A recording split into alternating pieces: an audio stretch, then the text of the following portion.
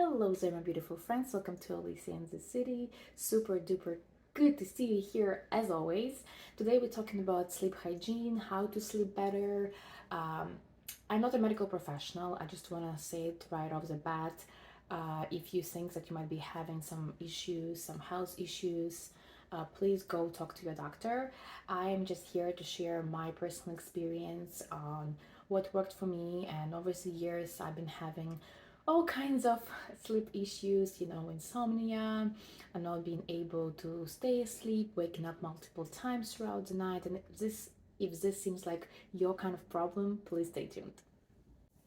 So I also want to make sure that I say that I did plenty of research over the years of some scientific data and some research on what works for better sleep and better sleep hygiene, as people call it.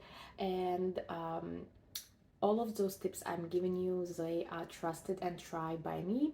But of course, everybody is an individual, and whatever works for me might not work for you. But I hope that you would learn at least a few tips from the ones I prepared for you. So I have everything written down here. So let's begin. So my first point is try to turn off all your screens at least an hour before you go to sleep. And by turning off your screens, I don't necessarily mean, shutting off your phone, but try not to use your computer, your laptop, your phone, your TV, your whatever you might be using, any kind of screen, digital device, too close before your bedtime. There are multiple reasons for that. First of all, it might be overstimulating. Whatever you might be doing might requiring lots of your brain power, and it kind of keeps your brain working, and then when time comes to you to go to bed, you might not be able to unwind. The second point I have here is that um, we all know about blue light by now, that it's not good for our sleep and interferes with our sleep cycles. So if you absolutely must use your devices, at least try to set them at that yellow low brightness mode. On my phone, it's called night mode, I think, or nighttime mode. So basically, what it does, it minimizes the brightness, and also it kind of converts the light from my screen to a yellow one, which is not dangerous for your sleep. But in general, I just want to say try not to use any screens too close to your bedtime. Another point I have here is don't watch, read, listen to anything overstimulating. And what I mean by overstimulating, something that requires your brain power. So you can read something sad, and it's gonna upset you, and you're gonna be thinking about it, or you can read something very joyful and exciting, and very like motivating, and that's gonna wake you up and make your adrenaline pumping. So you wanna read or listen to something very monotonous, calm. Our goal here is, to keep our bodies in this like state of calm, sort of like a neutral state, not, too, uh, not too relaxed to the point when you like fall asleep right away, maybe, but you just wanna stay calm and kind of keep it going. Um, Another point I have here is only go to bed when you are tired. And a lot of people misjudge this one, and I used to be a victim of this one as well. So, in general, we all have heard, oh, it's better to go to bed before midnight or before 11, whatever, whatever. That might be true, and I do highly recommend that you have a certain time you go to bed every single night, and eventually you're gonna get there. But I just want to say that it's much better for your body when you go to bed. Let's say your regular sleep time is 11 p.m., and for whatever reason you don't feel sleepy at 11. It's much better for you to stay awake for a little bit longer and go to bed tired, versus you going to bed and then spend hour tossing and turning, not being able to fall asleep. Why is it so? So it's been already talked by scientists and people who study sleep patterns, that we create a pattern in our brain which links um, you know bed equals sleep. So whenever we see our bed, we automatically think of sleep and our body relaxes.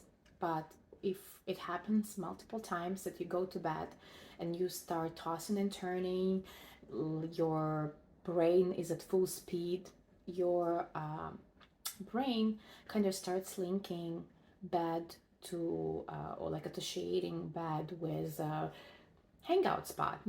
It's not a place where you go to sleep, but it's a place where you go to read or think about the day and all of those things. And trust me, I've been there.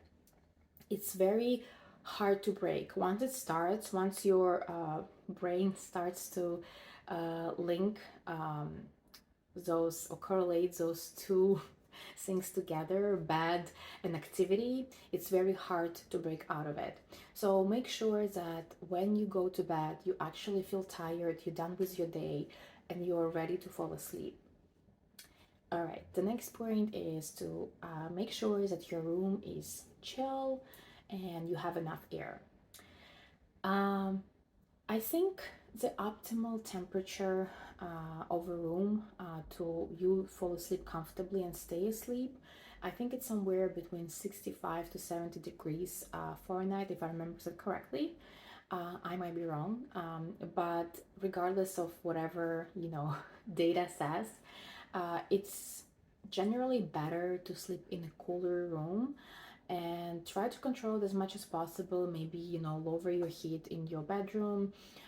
If it's a warm time, obviously not right now when we are in winter, but maybe you can open your windows and air room out. I like to do that in summer a lot, maybe for 10-15 minutes. Doesn't have to be long, but what it does, it first of all creates a flow of air. It just fills the room with fresh air, fresh oxygen, but also it keeps room in a good, comfortable temperature. And I noticed myself personally, whenever I feel too hot throughout the nighttime, I keep waking up multiple times, tossing and turning. I'm not comfortable. So it's much better when you feel a little bit colder. I mean, I'm not saying cold, cold, but it's better to have like a warm, nice blanket than having your room steaming hot.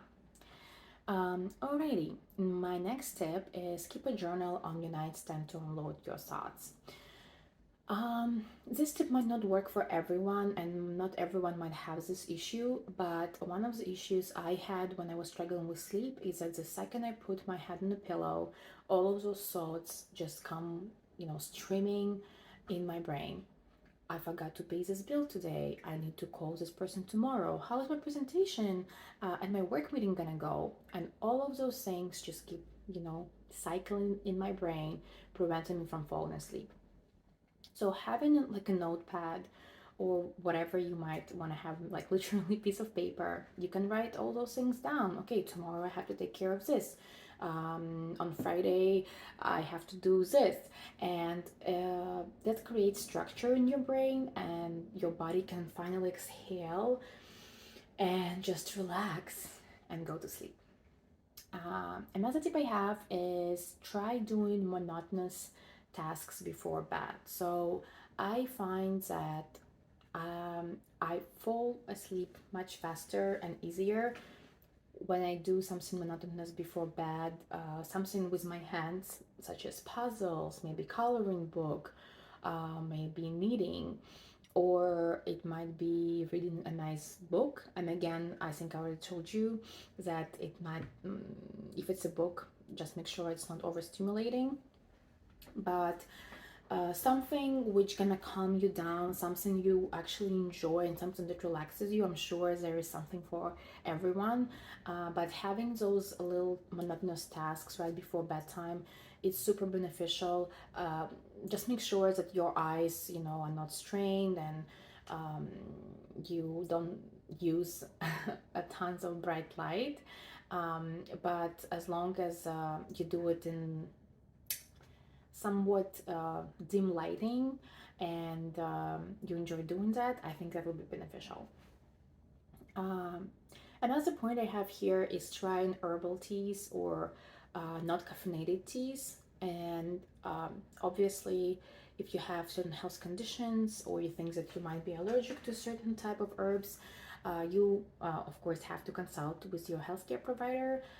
For me personally, I'm allergic to certain herbs, so not all herbal teas are for me.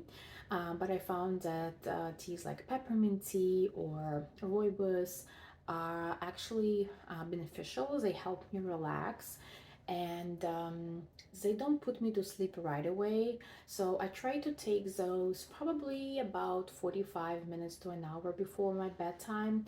And by the time, they have their effect on me, well, first of all, it's just a nice ritual to have. It's very relaxing and cozy. But also, I do believe that they have somewhat sleep inducing qualities. Just like, calms your mind down. And I noticed that, yeah, like in about half an hour after I finish my tea, I start feeling sleepy, drowsy, and that's when I go to bed. Another point, which is sort of related to drinking, but different kind of drinking, is trying not to have any alcohol at least 1 to 2 hours before bedtime.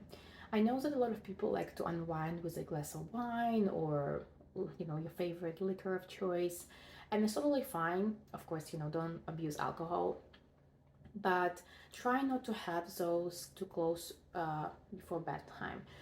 Well, mostly because alcohol has sugar, but not only that, alcohol has acid in it. Like, for example, wine can make your stomach uncomfortable, and all of those things, you don't want to have them right before bedtime. And what I noticed, for example, wine helps me fall asleep faster, but actually, it will keep me.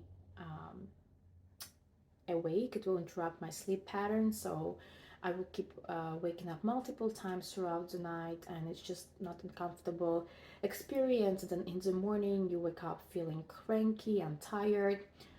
So once again, be mindful of that. Another thing you might want to try is some kind of a supplement. I find that magnesium supplements might be beneficial.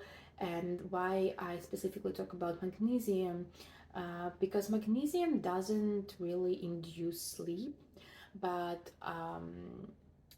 it actually helps with your nervous system. So rather than tackling, one aspect of your sleep, why not tackle the whole nervous system altogether? And obviously, that's something you might want to discuss with your doctor once again. Also, keep in mind there are different types of magnesium, and they're not all created equal. So make sure it's something that works for you.